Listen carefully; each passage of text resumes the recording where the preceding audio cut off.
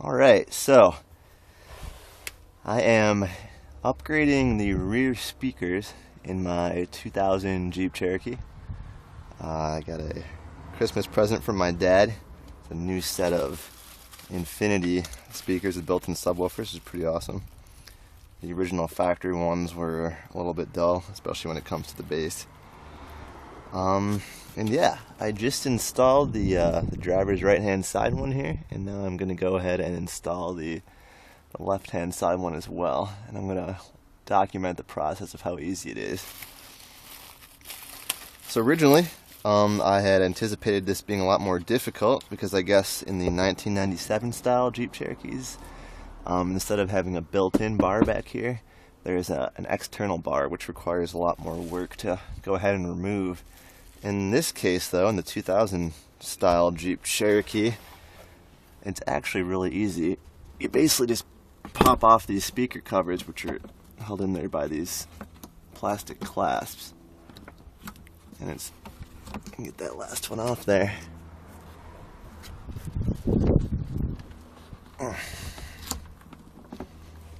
And it's really not that difficult. There we go. There's actually two screws holding it in place. They are Torx T20 screws. Also pretty easy to remove. I'm going to go ahead and do that now.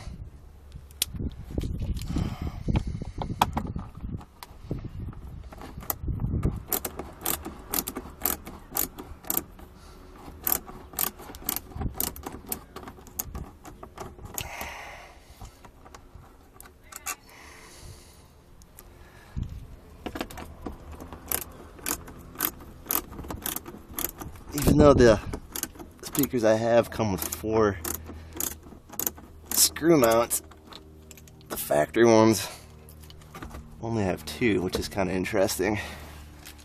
I'm going to pop off the connector right here.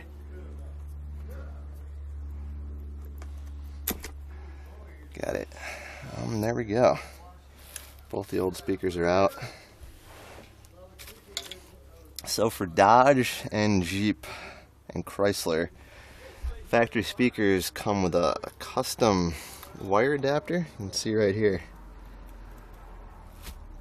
So in this case, I purchased these speakers, the replacement speakers from Crutchfield, and what they do is they're good enough to provide you with this pretty sweet adapter. So these are the common speaker connectors. And basically what I can do is I can take the positive and negative ones and pop them right on there, which will allow me to plug in the brand new speakers to the factory wiring without any sort of additional soldering or anything, which is nice.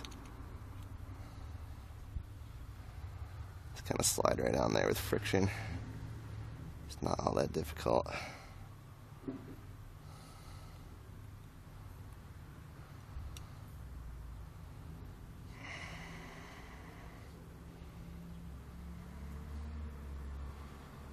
There we go. I mean, those feel pretty firm, even if the Jeep's bouncing around a lot. It's not like they're going to pop out.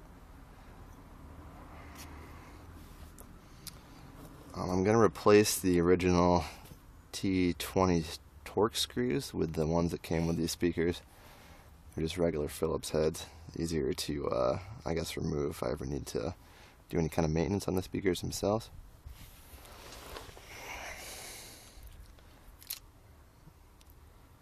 I'm going to switch out the Phillips head screw on my screwdriver here with the additional one for the new screws. Before I actually go ahead and place this up in here, I'm just going to plug in the wire adapter that Crutchfield provided.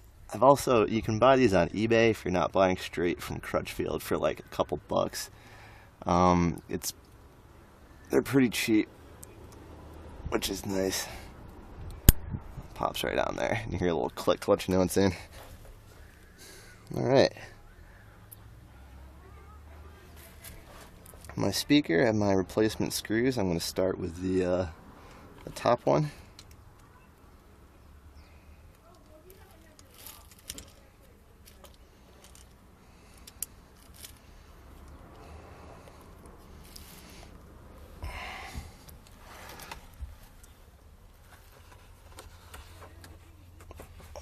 of balance that right up in there.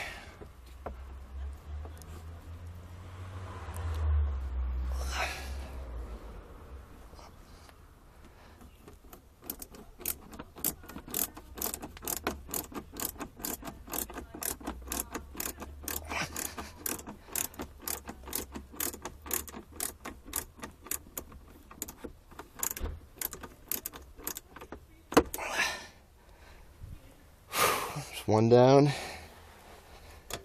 gonna go for the second one here on the bottom.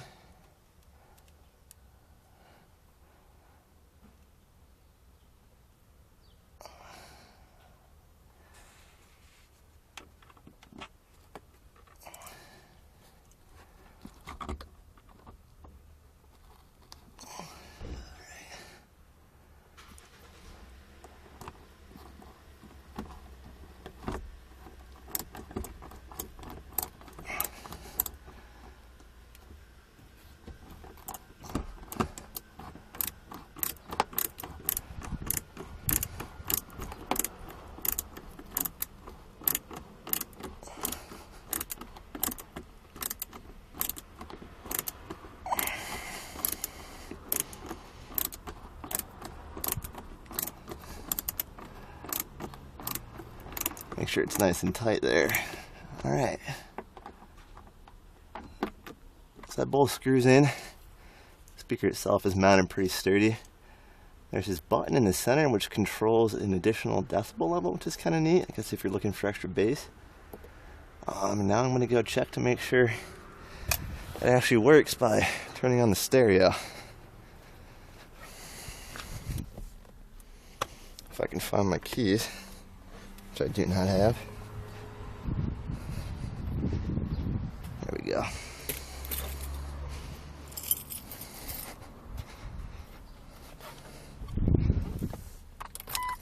Turn on the auxiliary.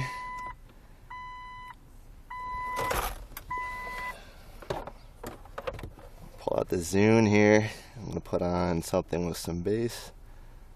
Beastie Boys will probably do it just fine. This next one is the first song.